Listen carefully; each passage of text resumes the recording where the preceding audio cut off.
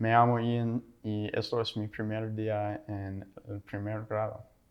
So my first day of first grade was a really challenging one because my family and I moved from Chicago to San Antonio, and it was a place I'd never really even heard of or been to before, and it was just very challenging. I'm going to a new school where I don't really know anyone, and I found out about a week before school that I was being placed in a Spanish immersion program. So that meant all of the coursework was being taught in Spanish, and I was expected to speak Spanish.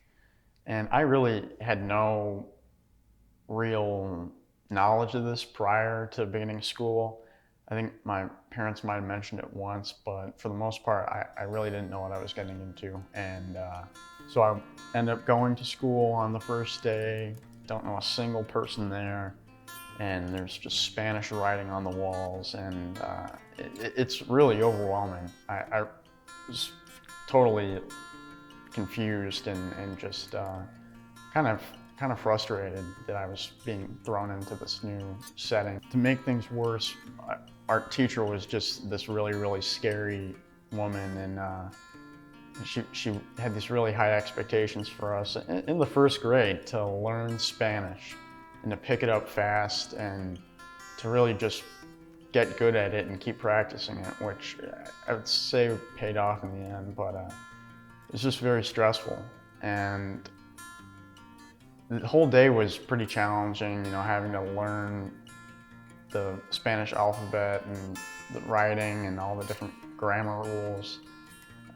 So it was all a lot of hard work until the end of the day when we got to go to the library, which was still kind of aggravating because we were all filed in and we couldn't read any of the English language books. We had to read everything in Spanish.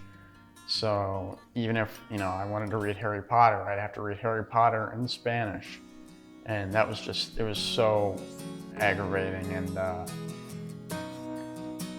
so we eventually broke off into groups and we could go check out a book. And I don't even think I checked out a book. I just hung out with one of my friends that I met, and he and I talked about Bionicles or something. And that was kind of the best time of the day because we were doing our own thing and we didn't have to worry about speaking Spanish. And it was kind of nice, and he's since become one of my good friends. But then, that moment ended, and it was back to writing and reading and practicing Spanish. And